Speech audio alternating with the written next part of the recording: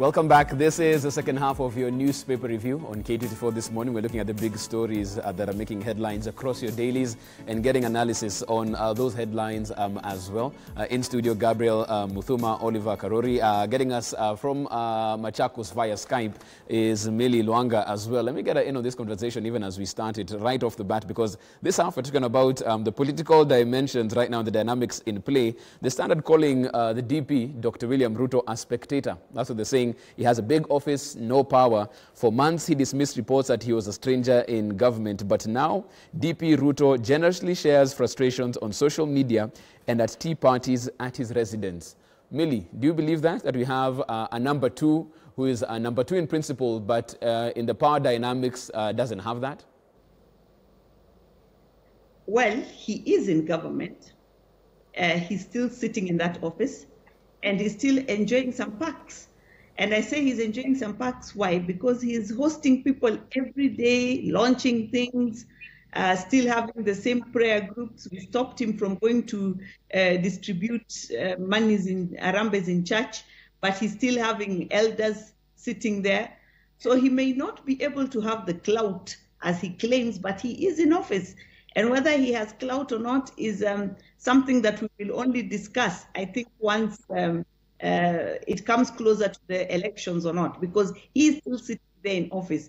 For the media to try and portray him as somebody without clout is to try and help him run away from responsibility, because he's seated in that office. He has refused to leave the office, and therefore he must take responsibility for everything that is going on in the current government. And I say this remembering that just the other day, the deputy governors were complaining still yet, almost, I don't know how many years after they have been in office, that they have no role to play. And here is a deputy president who's been showing them by example. When he had all the power and everyone used to say that the deputy president is the one running government, he was able to do it. When it seems he has been locked out, he still remains very active and very visible in whatever capacity he chooses to do so. So what power we are talking about, I think, for him to remain in political limelight, to remain relevant, to still make headlines, and to still be the person who sells papers, he still has some clout. Well, Oliver, let's talk about those powers and the responsibilities that come with being number two in the land. When you talk about the DP being the principal assistant, Oliver, what does that mean? Because when you look at the cabinet, we have CS Matiang'i, who's following up on implementation of projects there. We have a presidential delivery unit following up on monitoring the projects that you would have thought the principal assistant would be following up on, because let's not forget when the president did say the DP will be tanga-tangaing here, and you can tell him if things aren't working. But now the institutions that are doing that. So again, what role does the DP have as number two? You have to realize, Jeff, that the position of the deputy president is a departure from the former position we had in the old constitution of the vice president. Whereby you served at the mercy or at the wish and the whim of the holder of the office of the president. Now that changed, whereby you are the deputy president, just like the deputy governor, is part and parcel of a ticket that wins the presidency or the gubernatorial seat. When you read Article 147, it gives you the function of the deputy president as the principal assistant of the president. That is a function that no matter how many times you appoint Matiang'i, it is a function that an executive order cannot change. It is a function only that can be taken away through the laid down procedures on how to remove a deputy president, and or when Kenyans go to a referendum and say we no longer want that function. So William Ruto can be very many things, but he cannot be a spectator. Right. That one I'm sure. Okay. Because when you read again Article 146, Sub-Article 2, in case of a vacancy, God forbid, in the office of the president, you cannot wish him away. Right. He is the man to take the mantle. So how do you say he's powerless while right there the Constitution has guaranteed something? Okay, and you know, I just want to jump in there, because I agree with you. The law is clear on paper on how this relationship should work. Yes. But I want us to go kwa ground. Vitu kwa ground. Because as we look at it, when it comes to issues like, you know, how to deal with the COVID pandemic, in some countries we saw the DPs or the vice presidents, they are taking a hold of that in that particular scenario, following up with cabinet. But here, he's neither here nor there. No, Jeff. What really goes on? What we must also appreciate in this debate is that we have a president in this country who is Uhuru Kenyatta. Right. If today the president feels that Jeff Mote should chair this thing, you have no other business, so long as it doesn't go against the wishes or the spirit of the Constitution. But the president is within and in order to do as he pleases, because he is the man who everything, the buck stops the president. Right. You can't change that. Whereas the politics and how things look like, the optics might mean some other things, but the law remains as is. Right. Gabi, you said we can say anything about the DP, but we can't say he's an outsider in his government. Some people say that he's been reduced to tweeting about issues that he should be talking about in cabinet meetings. When he talks about what the police have done on Twitter, we'd have expected him to call the CS, call the IG, and as number 2 in office, deal with that there. You know, what matters a lot in when it comes to things like governance, and probably this is a breakaway from what we saw, and Millie has actually, just kind of mentioned it, is what we saw, the deputy governors complaining.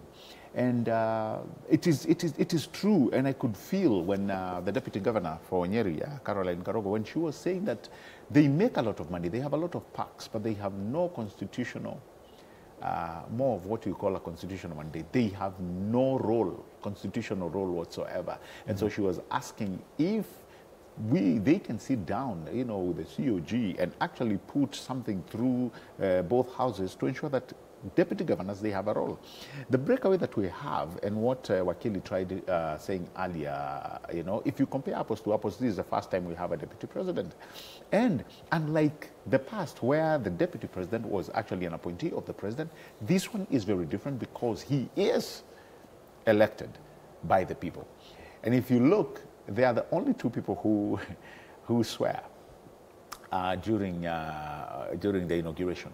It is the president and his deputy who swear in front of Kenyans. And so, yes, probably what you would call the political games have probably toned down his office, but you cannot call him an outsider.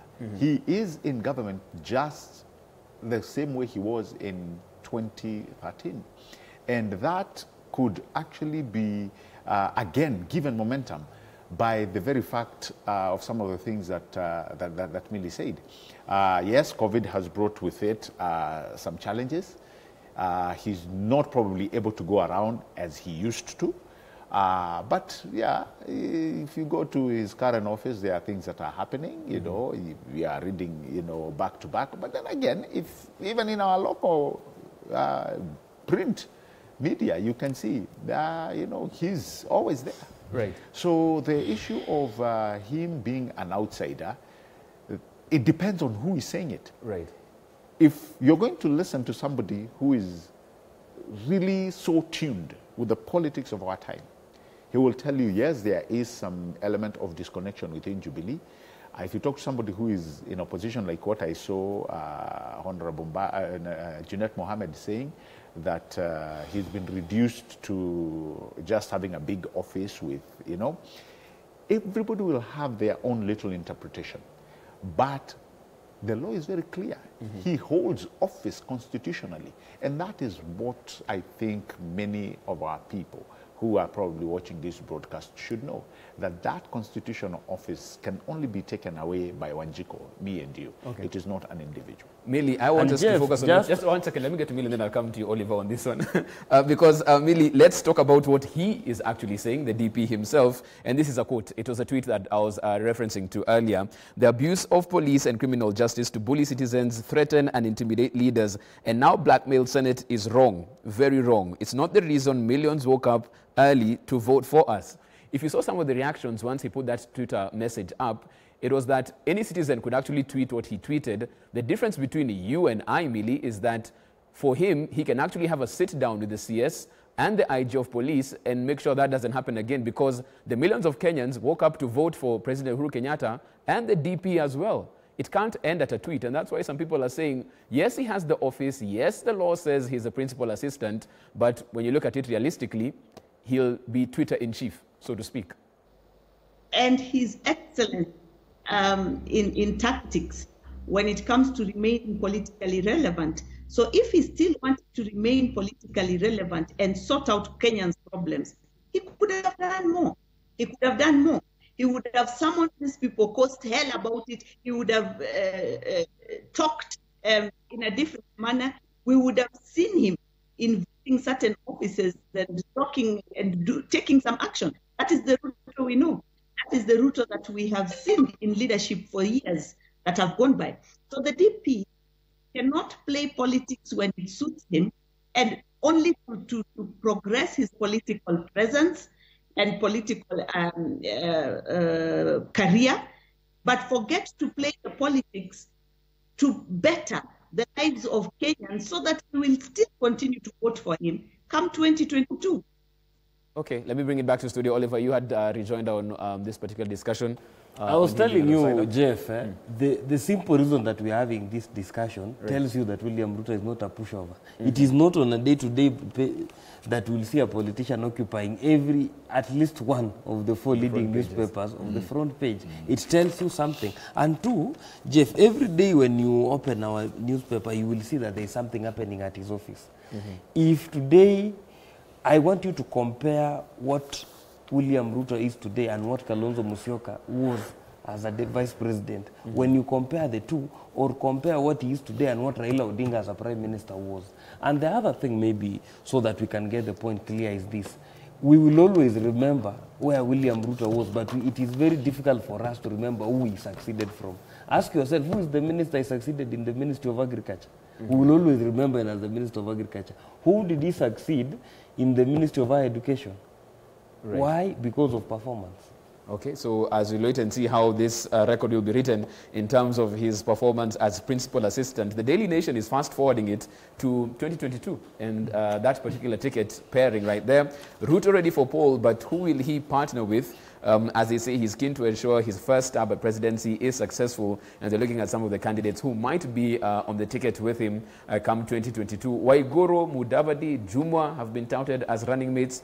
From where you stand, Gabi, do you think any of those probably might be the people you'll see in that pairing? At this point, and in politics, by the way, Jeff, I've seen many people make this mistake. In politics, you do not downplay anyone. There's a lot of strategy that I know will go into 2022. And on this one, really, a lot of coalitions probably will suffice. And there will be a lot of horse trading here and there. But when it comes to politics, again, you don't downplay anybody. Remember, the Jubilee ticket, you know, in 2013, really, if you looked at it, they were almost, they actually did pass as, you know, those young guys who will not give us a lot of problems. You had Kalonzo Musyoka on one side. You had Raila Odinga on, you know, on one coalition. And, you know, they came out as the better team. So, again, it's a mistake that I've seen many people and many political pundits do when you water down somebody's ambitions. On this one, on 2022, no. Remember, I've always given you, this example time and time again. I always like the Obama moment. When he came in as a candidate, nobody took him serious. But then what happened? He became president. So when you're looking at strategy, where you're looking to get a candidate and send or master a formidable team, don't write anybody off. Right. So 2022 will have its own challenges. We will see a lot of people coming. There will be a lot of defections. There will be, like I'm telling you, there will be a lot of horse trading. But at the end of the day, I think the person who will rise to the mantle is the person who will actually put a lot of worth in Wanjiku. That is why I say any person wanting to lead this country must first of all be in tune with what Wanjiku wants. The sophisticates of 21st century demand a lot.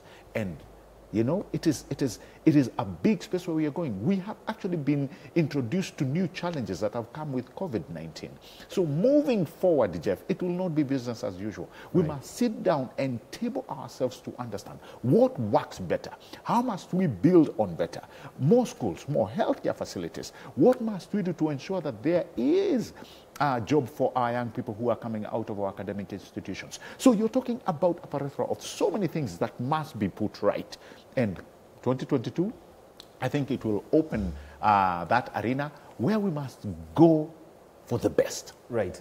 Mili, let me get you in on this one as well. On the front page of the Daily Nation, talking about Ruto ready for poll. They're trying to see who that ticket billing will have with him as they go to the polls in 2022.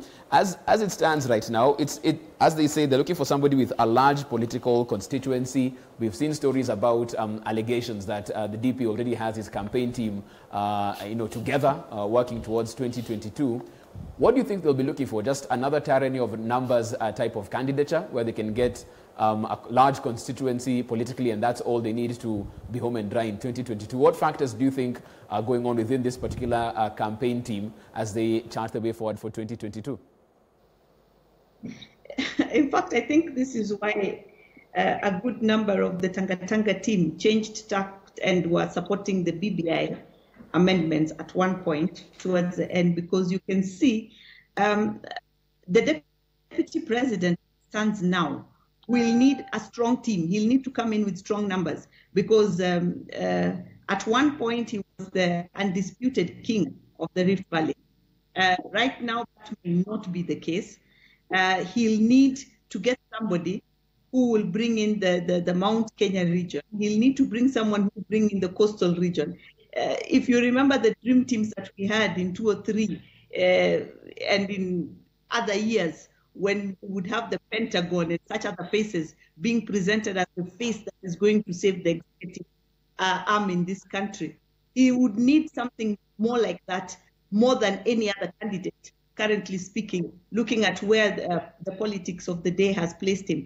And I think that is one of the things I'll be looking at. We remember at one point he was being touted as playing or trying to play up a relationship with the Governor Waiguru. That changed.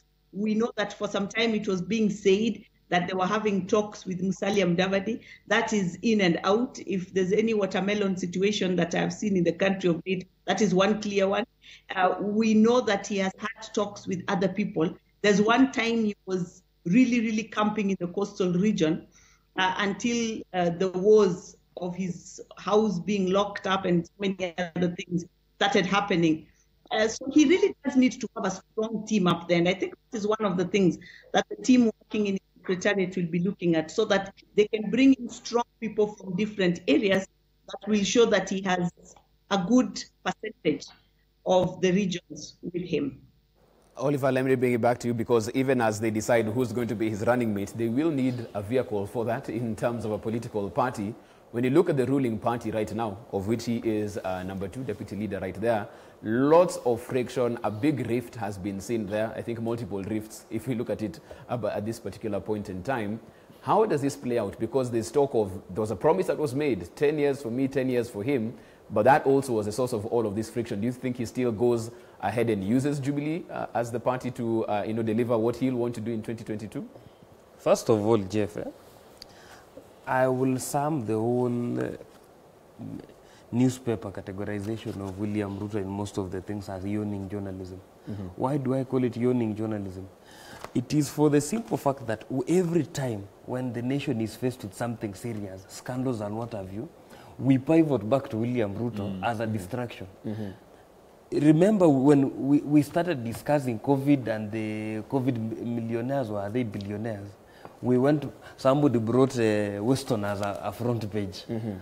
Now, when we want to discuss serious issues, we are told William Ruto is a spectator. Right. We are told about who will be running that. Mm-hmm. I think journalists in this nation should not join systems and cartels and other things to distract the nation. But coming back to the topic, because it has been printed... But the DP also hasn't been that passionate in doing something about those... It has, now that it has been printed, my own advice as Kipchumba Karuri will be this. If I were to be in William Ruto's shoes, I wouldn't take Jubilee Party as a party that I'll take to the polls. As a person, there are so many things associated with Jubilee that normal people, ordinary people, might have an issue with it. Remember, we launched Kazi Mtaani, and we were told people are being paid 90 shillings instead of 400. What will you tell those people? Right. Remember the things in Ruai, where people have been sleeping outside, whereas we are battling COVID. Remember the theft and the industrial scale corruption in this government. All those things. Remember the riparian right demolitions. Right. How will you convince somebody who lost their house that vote for Jubilee? You know, those are some of those things. Do you think he'll be able to delink himself from that 2022 and say that that was a different administration, I'll come and do something different? I think Raila has helped him a big way by coming in with the handshake and saying we are government and we are opposition, by being that fence and a watermelon when that's where they are. But the thing is this, the discussion about a running mate, all those discussion, a political party you will use, this is Kenya, and 18 months to the next hit up to the polls, I don't think that is the right discussion we should be having. Whether you will have a running mate, who you will have as a running mate today, will change significantly in 18 months. Right. Our political appreciation and depreciation of our politicians is so fast.